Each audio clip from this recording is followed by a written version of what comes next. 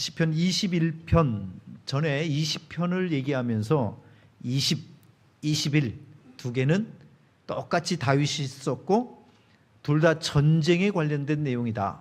다만 20편은 전쟁에 나가면서 하나님 우리를 좀 도와주십시오 이런 내용이라면 시편 21편은 그 전쟁을 마치고 승리케 해주신 하나님 앞에 돌아오면서 감사하고 찬송을 돌리고 우리를 승리케 하신 분은 하나님이십니다 하는 이 영광을 돌리는 부분이 조금은 다르다 말씀을 드렸습니다.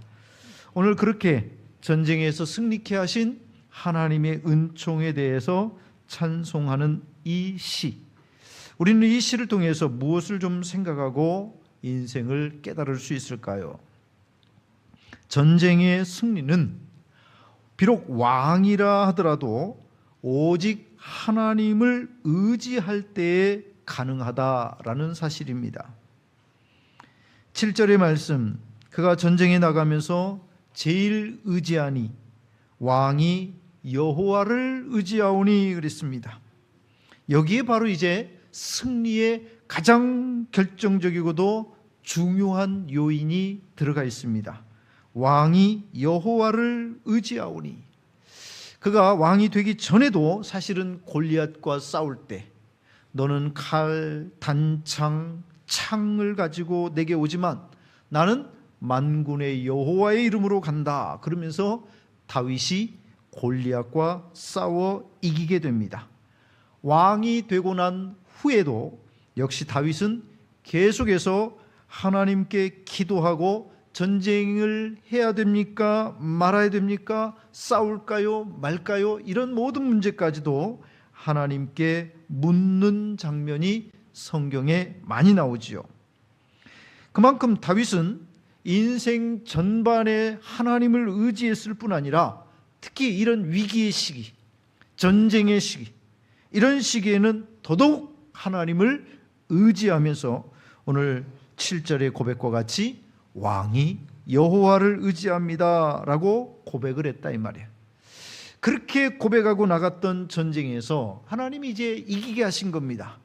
그래서 승리하고 돌아오면서 이 승리가 어디로부터 왔는가? 1절에 이렇게 고백하죠. 주의 힘으로 말미암아, 주의 구원으로 말미암아. 이 두 구절을 쓰고 있습니다. 주의 힘으로 말미암아, 주의 구원으로 말미암아. 우리가 즐거워하고 있고 우리가 크게 즐거워하고 기뻐하고 있다. 주의 힘, 주의 구원. 하나님께서 이 전쟁에서 지금 글을 들어 쓰시면서 이기게 하셨다 이 말이에요. 그러면 그가 전쟁에 나갈 때 어떤 마음으로 나갔느냐? 2절, 그의 마음의 소원을 하나님이 들어주셨다. 그 입술의 요구를 거절하지 않으셨다. 다시 말하면 마음속으로 이제 기도하고 시작을 하는 겁니다. 주님, 이제 전쟁에 나갑니다. 우리를 도와주십시오. 나의 힘이 되어 주십시오. 이렇게 마음의 소원을 가지고 갔는데 이기게 하셨다 이거예요. 들어주셨다 이겁니다. 그 입술의 요구, 기도입니다. 하나님 도와주십시오. 우리를 붙잡아 주십시오. 그렇게 입술의 요구를 가지고 갔는데 하나님이 거절하지 않고 도와주셨다. 그래서 승리하게 됐는데 이걸 1절과 2절에 그렇게 고백으로 드리고 있는 겁니다. 출애굽기를 보면 이스라엘과 아말렉의 전투가 나오죠. 오랫동안 애굽에서 살던 이스라엘 백성들은 오랜 시간 종으로 살면서 국가의 시스템, 뭔가를 갖추기가 어려웠습니다. 더군다나 열재앙으로 갑작스럽게 자유민이 되면서 애굽 땅에서는 나왔지만 뭔가를 갖추기가 어려운 때에 갑작스럽게 아말렉이 뒤에서 기습을 했습니다. 속수무책으로 질 수밖에 없었는데 이때에 여호수아가 그나마 있는 사람들을 데리고 전쟁에 나갔고 전투를 하고, 모세는 산 꼭대기로 올라가서 이걸 내려다보면서 손을 들고 기도하지요. 그래서 모세의 손이 들려지면 승리하고 모세의 손이 내려지면 패배하고, 이 광경을 보고 함께 갔던 아론과 훌이 옆에서 손이 내려오지 않도록 붙들어 주었을 때 끝까지 이길 수가 있었다, 이 내용.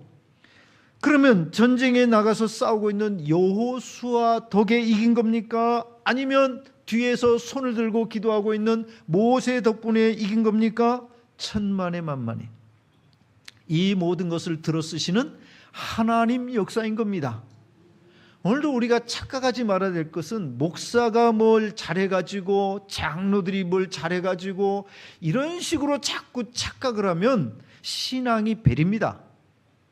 우리는 하나님이 쓰시는 도구예요. 목사, 장로, 권사 어느 누구를 막론하고 우리는 다 하나님이 하나님 자신의 뜻을 이루기 위해서 불러서 은혜를 주셔서 함께 할 수 있도록 하신 하나님의 도구들인 겁니다. 일을 행하시는 분도 하나님이시고 역사를 이루시는 분도 하나님입니다. 핸델이라고 하는 사람 유명한 음악가입니다. 이 핸델이 쓴 메시아라고 하는 유명한 곡이 있죠. 1737년 4월 이분이 뇌졸중으로 쓰러집니다. 그리고 나서 신앙심이 깊어지면서 이때 이제 쓴 것이 바로 메시아예요. 아니 좀 아쉬운 게 있어요. 목사로서 이제 아쉬운 거예요. 아니 왜 이렇게 설교를 할 때 듣고 깨달으면 얼마나 좋으리요. 그런데 우리 인생은 꼭 실패의 위기, 고난의 위기 이런 상황에서 꼭 깨닫더라 이거예요. 왜 이 코앞까지 와야 비로소 이제는 안 되겠구나 이렇게 되는지 참 아쉽더라. 여러분들이 말씀을 듣고 있는 이 시간이 사실은 굉장한 복의 시간입니다. 깨달을 수 있는 적기입니다. 자꾸 미루지 말고 나중에 나도 때가 되면 언제요? 인생이 한없이 때가 있습니까? 한없이 건강하고 자신할 수 있습니까? 지금 여러분 기회를 주셨을 때에 보람있게 살아가는 이 과정, 하루하루 하나님 앞에 의미 있게 가치 있게 살아가는 이 자체가 우리에게 복이 되는 거죠. 그래서 이 핸델도 참 아쉬운 거예요. 아니 왜 꼭 이렇게 되고 난 다음, 그런데 이제 감사하지요. 그나마 이제 그 속에서 깨닫고 더 복된 역사가 있으니까. 그래서 이분이 1737년에 뇌졸중으로 쓰러지고 나서 그때부터 이제 신앙심이 깊어져 가지고 오라토리오, 이제 성경이라든지 뭐 이런 걸 가지고 쓴 그런 내용들이에요. 그 중에 메시아라고 하는 곡은 1741년에 24일 동안 두문불출하고 아예 밖을 나오지 않고 집중해서 쓴 곡인데 그리스도의 탄생, 그리스도의 순환, 그리스도의 부활을 다룬 오라토리오 내용입니다. 이 가운데에서 이제 그 유명한 할렐루야 송이 나오게 되는데 사람들이 이제 할렐루야 합창을 하죠. 처음 이제 시연을 할 때에 영국의 왕이었던 조지 2세가 참석을 했는데 이 할렐루야라는 노래를 들으면서 자리에 앉아 있을 수가 없어가지고 벌떡 일어났습니다. 비록 왕이라도 하나님의 이 위대하심을 찬송하는 노래는 내가 감히 앉아서 들을 수가 없겠다 하고 일어났는데 이것이 이제 후대에 계속 내려오면서 할렐루야를 부를 때에는 왕이라도 누구라도 다 일어서서 듣는 것이 기본 예의다. 이제 이렇게 된 겁니다. 세상에서 사람들 가운데 가장 큰 권세 왕이지요. 그러나 그 왕이라도 하나님 앞에서는 일어서야 한다는 것, 이것은 기본 중의 기본입니다. 사람들이 자꾸 착각을 하는 거예요. 조금 이만큼 힘 생겨지고 이만큼 돈 생겨지고 이만큼 살만하면은 금방 하나님 잊어버리고 하나님 자리에 자기가 하나님 좀 비키세요. 그러고는 자기가 그 자리에 쓰려고 그래. 그 자리에 앉으려고 그래.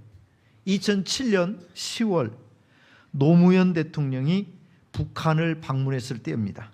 2차 정상회담 시작되자 김정일이 뜬금없는 제안을 했습니다. 하루 일정을 더 늘려가지고 여기서 더 머무르시면서 회의도 하고 좀 더 관람도 하시고 그렇게 하시지요 하고 파격적인 제안을 했어요. 이때 이 노무현 대통령이 뭐라고 그러냐면, 근데 우리나라는 나보다 더 센 기관이 2개 있어가지고 그게 쉽지는 않을 것 같다. 그 센 기관이 뭐냐면 경호 담당, 의전 담당, 이 사람들하고 상의를 해야 된다. 그러자 이 김정일이 뭐라고 그랬냐면, 아니 대통령이 돼가지고 그까짓 것도 결심을 못합니까? 대통령이 결심하면 뭐 다 되죠. 이렇게 얘기했더니 노무현 대통령 큰 것은 제가 결정하는데 작은 것은 제가 결정을 못합니다. 그랬어요. 반면에 여러분 이 김정일이 뭐예요? 내가 얘기하고 내가 생각하면 그냥 어떤 놈이 거절하리요? 만사 그냥 자기 뜻대로 되는 이 독재자의 생각은 그런 겁니다. 아니, 내가 생각하고 내가 하겠다는데 누가 고대 절대 권력은 그런 겁니다. 그러나 이 신앙의 사람 다윗은 왕 중의 왕이신 하나님, 비록 인간 중에 어떤 존재라 하더라도 우리는 이 세상에 태어나서 자라가다가 그리고 일하다가 그 생명의 주인이신 하나님이 부르시면 다 가서 그 심판대 앞에 서야 한다는 이 사실. 그래서 지금은 왕으로서 살아가지만 나도 평범한 인생이니 죽음의 때가 오고 그리고 내 인생을 하나님의 심판에 맡겨야 될 때가 온다는 이 사실 때문에 교만해서는 안 된다 이 말이죠. 특히나 신명기에는 아주 인상 깊은 말이 나옵니다. 이 신명기 시대는요, 모세가 쓴 신명기예요.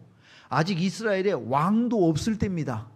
왕도 없을 때인데 하나님이 미래에 너희들이 분명히 이제 왕을 달라고 할 거다. 그러면 이 나라에도 이 이스라엘에도 왕이라는 것이 생기게 될 텐데 그때 지금 한 얘기를 똑바로 잘 새겨들어라. 그때 왕을 세우게 되거든. 왕은 반드시 율법책을 네 옆에다 두고 늘 주야로 그 율법책을 읽으면서 하나님의 율법책에 내가 지금 벗어났는지 하나님의 율법책에 넘어섰는지 반드시 살피고 늘 들어야 될 것이다. 그러면서 만약에 그렇게 하나님의 이 율법책을 곁에 두고 늘 주야로 그 성경을 읽으면서 하나님의 말씀대로 살아가면 하나님께서 너의 왕의 제위, 왕 위에 있는 그 날수를 늘려주실 것이다. 이렇게 축복하면서 이야기를 했습니다. 여러분, 아멘이죠? 우리가 하나님의 말씀을 늘 곁에 두고 그 말씀을 가까이 하고 그 말씀을 즐겨 들으면 그 말씀대로에서 벗어나지 않으면 복이 되는, 그래서 왕의 자리에서 길게 통치하고 길게 장수하면서 왕으로 살 수 있다는 거 큰 복입니다. 그럼 거꾸로 얘기해 볼까요? 하나님의 말씀을 왕이 된 순간부터 이제 누가 나한테 잔소리를 하리요? 필요 없어. 제껴두고 그 말씀을 멀리하고 내 생각과 내 고집과 내 판단대로 그렇게 살아가더라. 그러면 어떻게 되겠습니까? 하나님이 선물로 주신 그 왕의 자리에서 점점 기간을 스스로 단축하더라. 그 복된 왕의 제위의 시간들을 스스로 광야의 시간으로 만들더라. 안타까운 겁니다. 여러분, 이 민족이 언제부터 이렇게 잘 살고 언제부터 이렇게 풍요를 누리냐 이 말이에요. 얼마나 잘 먹고 얼마나 잘 누리고 얼만큼 더 해야 우리 돌아가신 어머니 할머니들이 생각할 때에는 난 니네처럼만 살아봤으면 소원이 없겠어. 자, 근데 우리는 지금 그렇게 살면서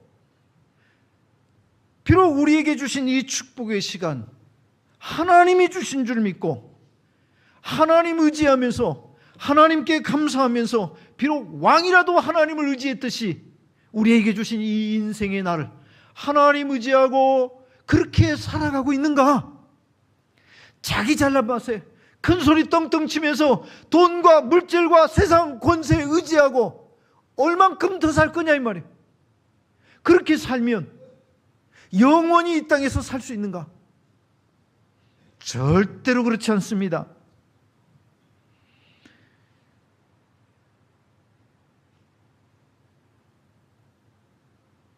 가끔 보면 최고의 권력의 자리에 오른 사람들은 자기가 하나님이라도 되는 것처럼 아무것도 안 보이는 거예요.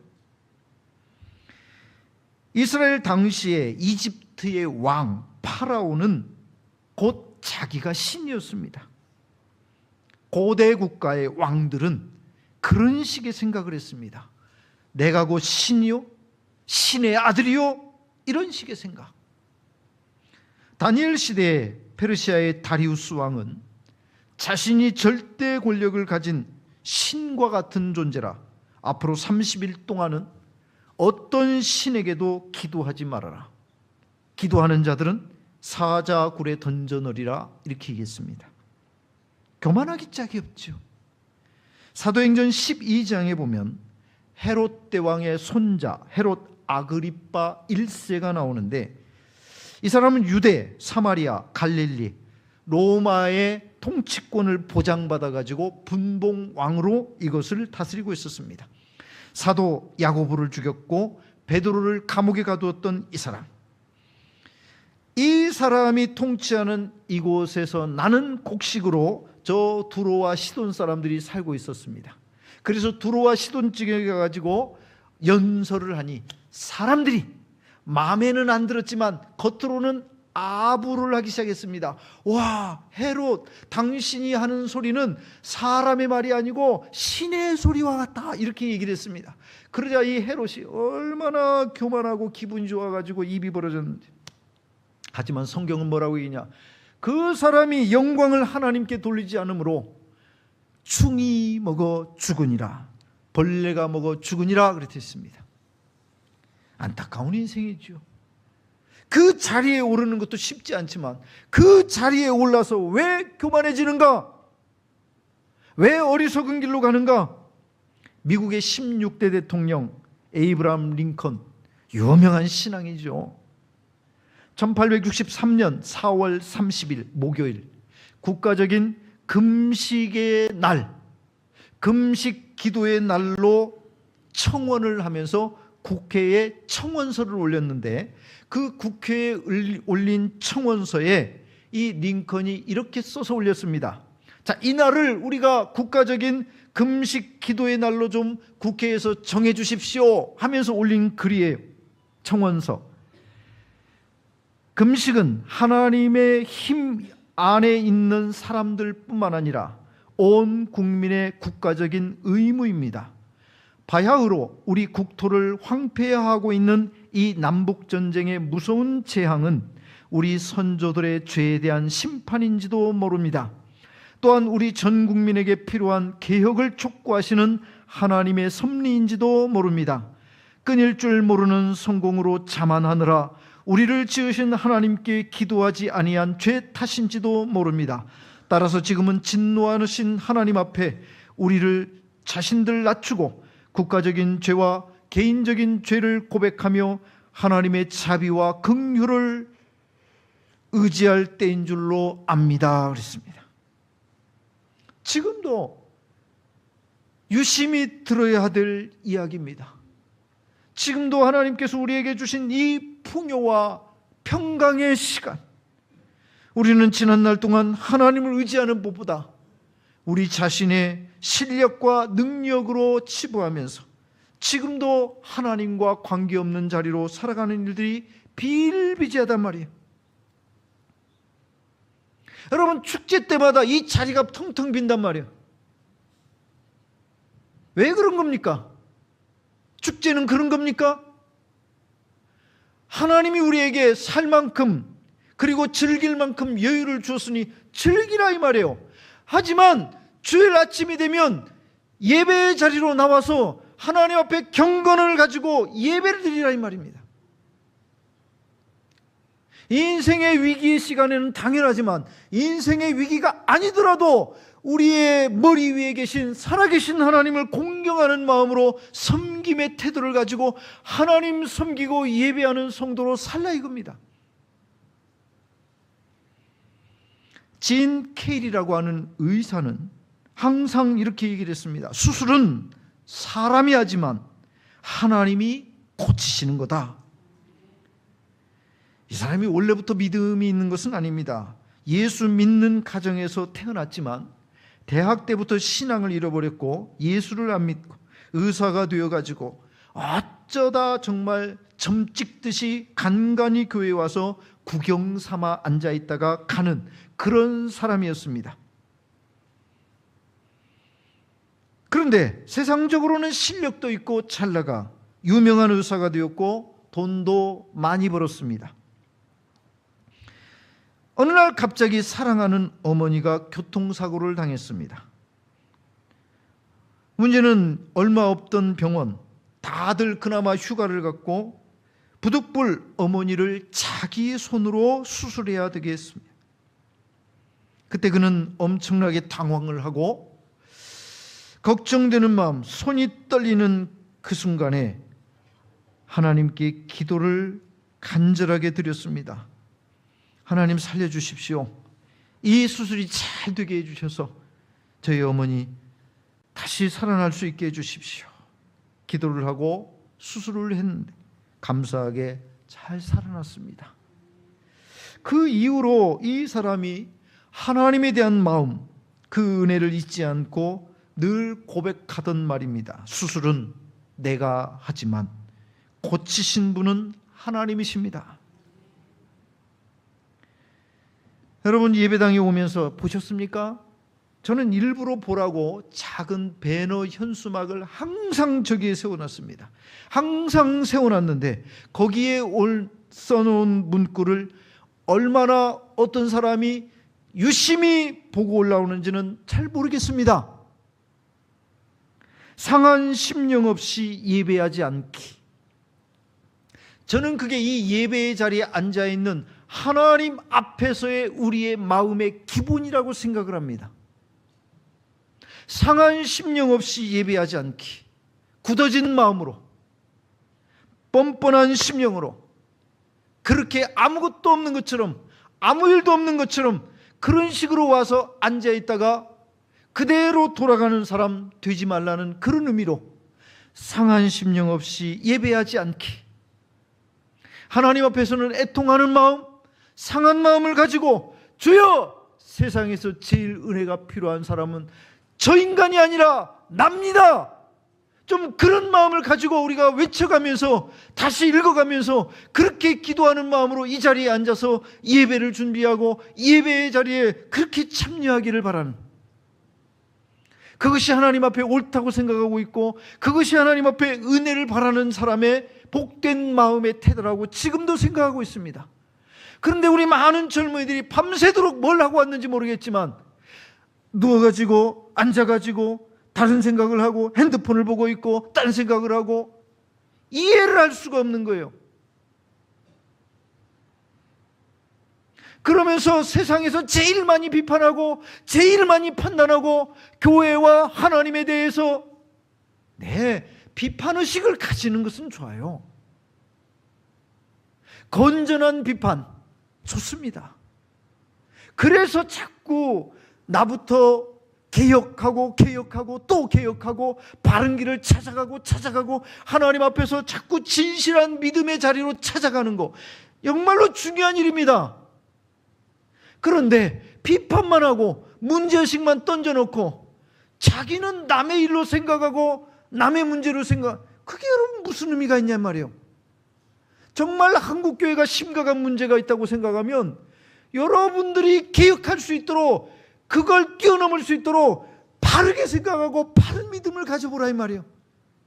여러분 교회들이 정말로 문제가 있다고 생각하면 그 문제를 고쳐갈 수 있는 좋은 교회를 이루기 위해서 여러분들이 정말로 문제의식을 가지고 기도하고 생각을 하면, 그냥 마음에 안 든다고 툭 던져놓고 어쩌라고, 그걸 누가 그러면 그걸 끌어안고 누가 하냐 말이야. 당신에게 문제를 볼 수 있는 눈을 주셨으면 그 문제의식을 가지고 기도하고 당신이 노력하라는 뜻 아니에요? 우리가 스스로 더 좋은 교회를 만들어가는 길이 여기 있으면 누가 알아서 해주겠지? 누가? 아니, 우리 집을 누가 와서 행복한 가정, 복된 가정 누가 만들어주냐고. 당신은 비판하면서 나가가지고 동네 사람들한테 우리 누가 어쩌고 우리 누가 어쩌고, 그러면 우리 가정이 행복하게 되냐고. 그런 문제가 있으면 당신이 노력을 해가지고 부인하고 같이 손잡고 우리 더 노력해서 좋은 가정 이루가게, 이렇게 얘기를 하고 서로 노력을 해야죠. 그렇게 해서 만들어가 보세요. 이 교회도 마찬가지입니다. 목사, 장로, 권사님들 함께 그래 우리 더 좋은 교회를 좀 만들어가 봅시다.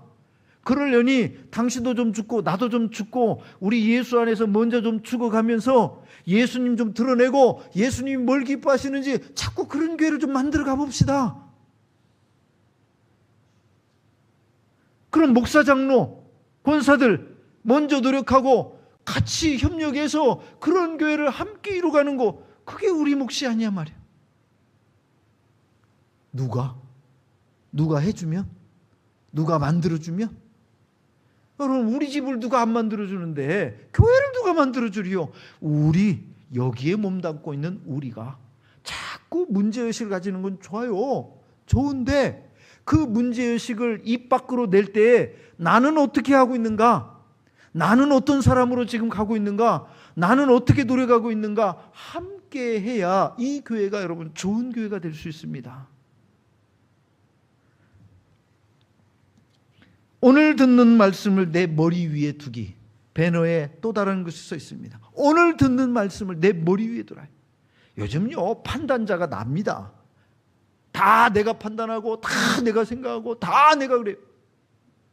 그런데 그럼 하나님의 말씀 뭐냐? 내가 들어봐서 맞으면 하고 들어봐서 아니면 안 하고, 그러면 내가 하나님보다 위에가 있는 거죠. 오늘 이 듣는 말씀을 내 머리 위에 두자는 것은 하나님이 나의 주고 하나님께서 나의 왕이시니 그가 말씀하시면 예, 종이 듣겠습니다. 그 자세, 그 위치를 바르게 할 때에, 이 상하관계를 바르게 할 때에 이 교회가 주인 되신 주님의 뜻대로 갈 수 있는 거라. 두 번째로요, 하나님은 자신을 의지하는 자, 그러기를 바라시는데, 왕이라도 하나님을 의지하기를 바라는데 의지하면 어떻게 하시느냐? 복을 주신단 말이에요. 여러분, 우리가 히브리서 11장을 읽다 보면 그런 말씀이 나오는 거예요. 믿음에 대해서 얘기하는 이 믿음장, 히브리서 11장에 두 가지를 믿으라는 거예요. 하나님이 계신 것을 믿어야 된다. 두 번째, 하나님을 찾는 자들에게 상 주시는 이심을 믿어야 된다. 여러분, 하나님 찾았는데 벌 주면 어떻게 할 거예요? 괜히 찾았네 그러잖아요. 그죠? 보물찾기 찾았더니 보물찾기에 뭔가 그래도 선물이 있어야지. 보물찾기 실컷 찾았더니 꽝! 그걸 왜 찾아? 보물찾기 열심히 찾았더니 거기에 뭐 벌 받는 얘기나 써있어. 그걸 왜 찾냐고요. 여러분, 하나님 찾으면 어떻게 된다고? 히브리서 11장 6절에 써있어요. 하나님께 나아가는 자는 반드시 그가 계신 것, 첫째. 두 번째, 그를 찾는 자들에게 상 주시는 이심을 믿어야 될지니라. 그분이 우리에게 상을 주신다 이거. 하나님을 찾으면 비록 이날까지 죄를 짓고 엉뚱하게 살고 잘못된 길을 갔다가도 하나님 잘못했습니다, 은혜를 구합니다, 그리고 나오면 하나님이 그에게 상 주시는 하나님이시더라. 하나님의 선하심입니다. 오늘도 이 하나님을 의지하고 나아갈 때 우리가 가진 확신은 그런 거예요. 하나님을 찾는 자들에게 하나님은 반드시 은혜와 복을 주시는 선하신 하나님이시다. 그래서 오늘 3절부터 6절까지의 이 다윗이 고백을 하는 겁니다. 3절, 우리가 하나님을 의지하고 하나님께 기도하고 나갔더니 하나님은 나에게 아름다운 복으로 영접하여 주시고 순금 면류관을 주셨더라. 4절 말씀, 생명을 달라고 기도하면서 나갔더니 영원한 장수를 주시더라. 5절, 주의 구원으로 영광을 얻게 하시고 존귀와 위엄으로 입혀주시더라. 6절, 영원토록 지극한 복을 받게 하시고 주 앞에서 기쁘고 즐겁게 하시더라. 그러니 얼마나 감사하냐 이 말이에요. 여러분, 전쟁터에 나갈 때 모르잖아요. 고대에는요 잔혹했습니다. 전쟁에서 진 왕은요 시범조로 아주 잔혹한 벌을 받았습니다. 아시리아는요 어떤 벌을 줬냐면요, 두 눈을 빼가지고 비참하게 끌고 갔습니다. 자기 본국까지, 본국의 왕에 가가지고 거기다가 꿇어앉혀 놓고 바닥에 깔아놓고 승리한 왕이 짓밟도록 만들었단 말이에요. 두 눈을 빼고. 비참하지요. 그래서 전쟁에서 진다는 것이 이 왕에게는 뼈저린 일입니다. 그러니 지가 필요하니까 기도하는 거예요. 전쟁에 나가면서 지가 필요하니까 기도하는 겁니다. 지가 필요하니까 왕은 하나님을 의지하는 거예요. 그런데 그렇게라도 의지하는 하나님에 대해서 하나님께서 오늘 3절부터 6절까지 말씀 속에 놀라운 은혜를 약속하신다 이 말입니다. 탕자요, 돌아올 때 어떤 마음입니까? 지가 필요하니까 돌아오는 거예요. 지가 필요하니까 어떻게 했습니까? 돌아가시지도 않은 아버지한테 유산을 물려달라고 그래갖고 그 유산 받아가지고 이웃나라 가갖고 허랑방탕하며 살았잖아요. 다 허비하고 나니까 그때 가서는 먹을 것도 없어요. 친구도 없어요. 어디 갈 수.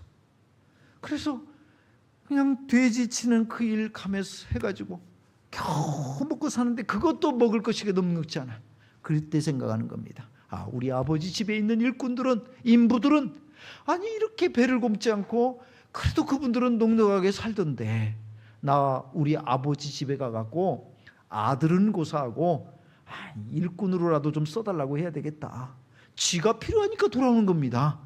쥐가 필요하니까 돌아온 거예요. 그런데 아버지는 그렇게 돌아오는 아들 반겨 달려나가서 끌어안고 입을 맞추고 그러더라 이 말이에요. 은혜입니다. 우리를 기다리시는 하나님, 은혜의 하나님이시다 이 말이에요.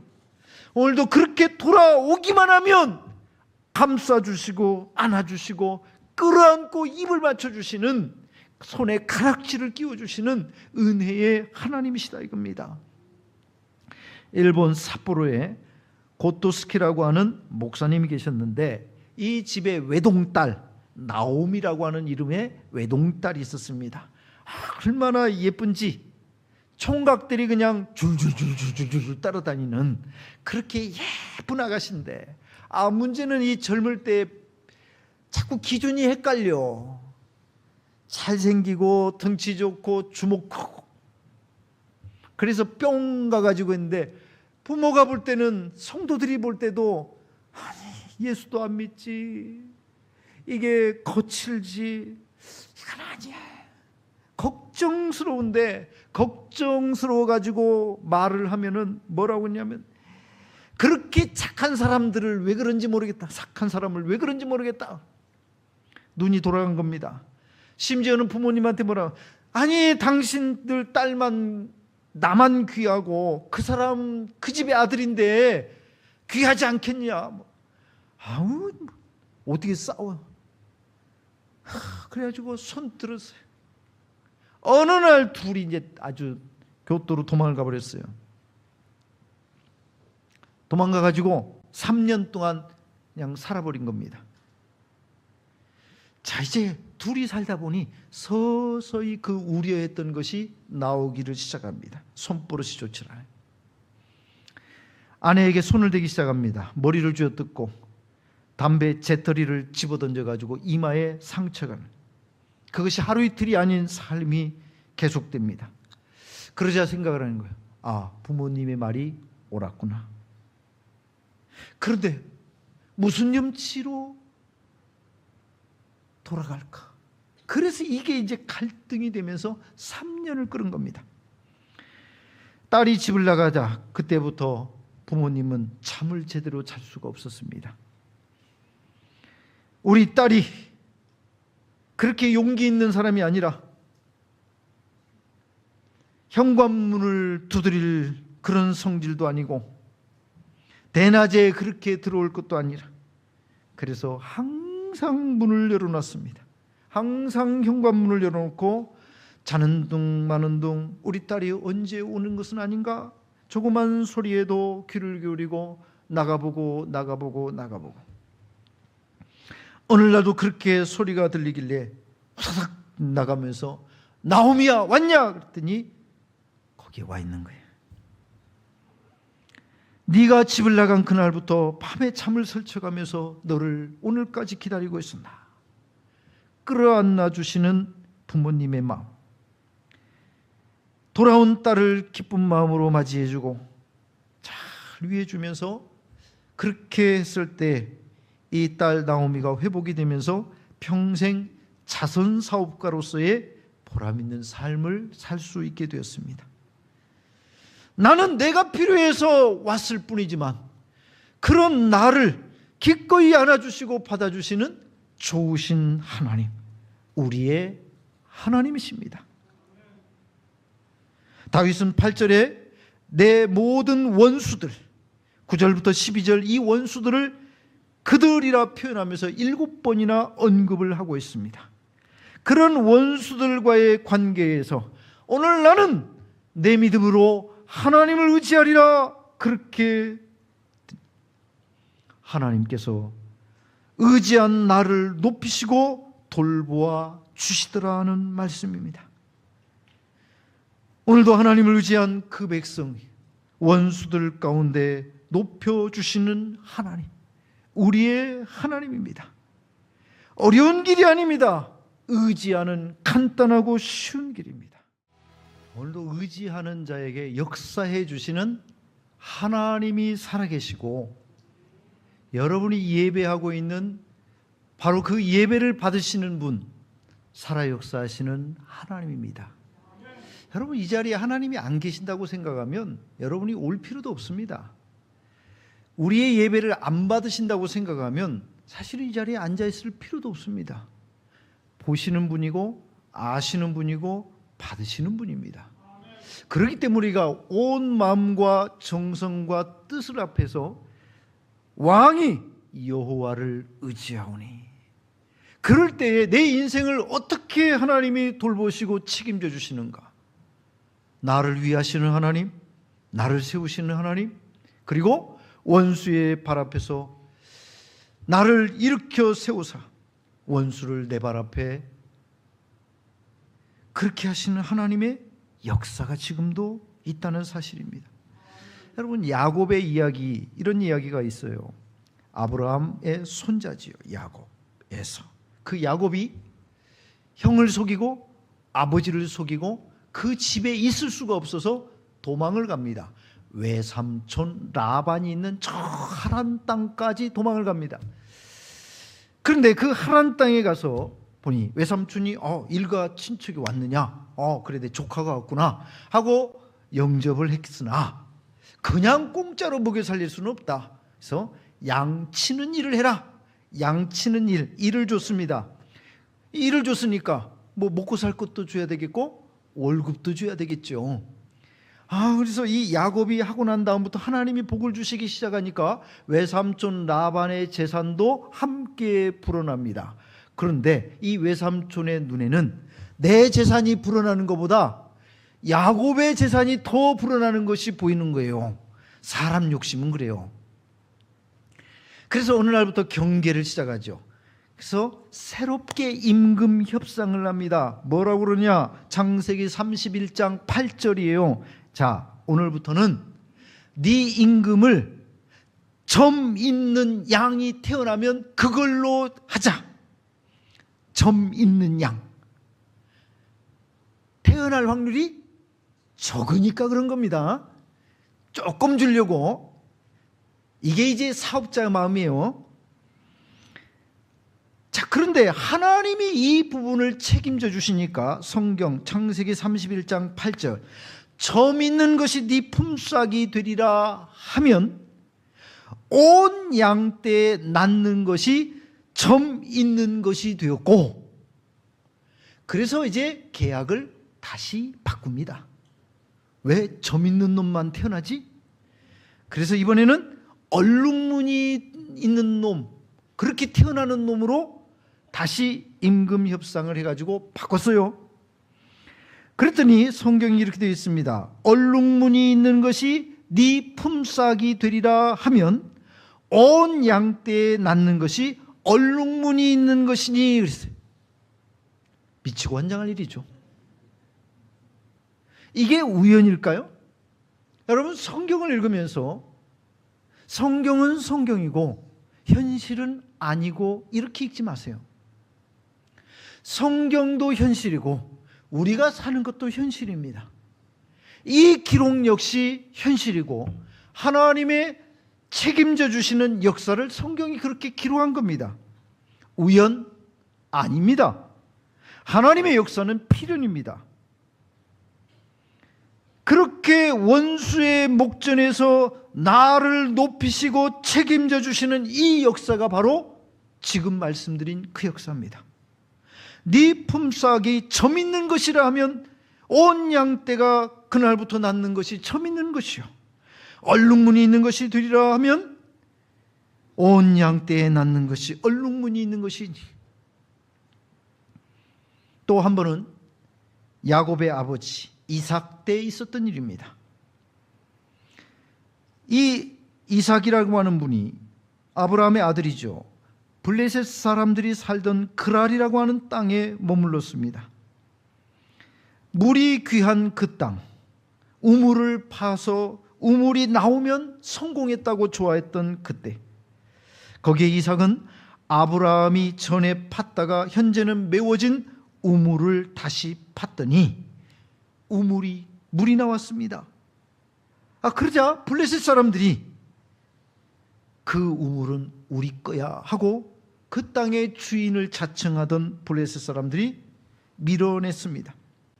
이삭은 양보를 하고 다른 곳으로 옮겨 또다시 우물을 팠습니다. 그러자 물이 나왔습니다.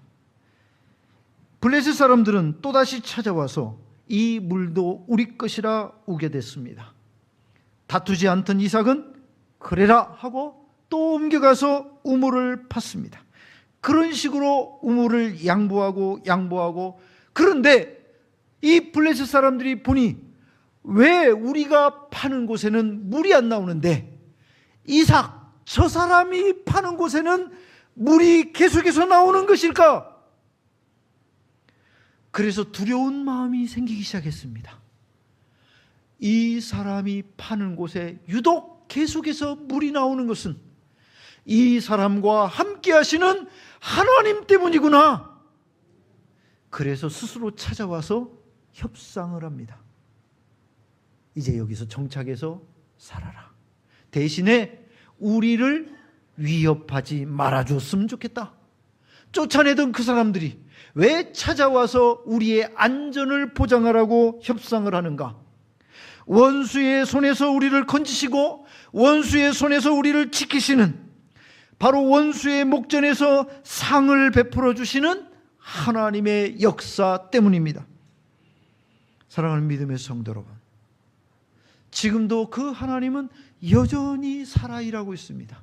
지금까지 우리의 기도를 듣고 우리의 앞길을 인도했고 우리에게 직장의 문을 열어주신 그분이 바로 우리의 하나님입니다. 내 힘으로, 내 능력으로, 내 실력으로 정말로 그렇게 생각했다고 판단하지 말고, 그렇기 때문에 지금 여기서 다시 깨달은 마음으로 나의 하나님 되심을 고백하면서 그 하나님, 왕이라도 의지하고 살아가야 될 하나님 앞에 여러분들의 믿음의 날을 세우고 우리의 왕 되신 하나님을 다시 믿음의 자리에서 섬기며 살아가는, 하나님과 함께 복을 유지하고 살아가는 믿음의 성도들 되어지기를 주의 이름으로 축원해 드립니다.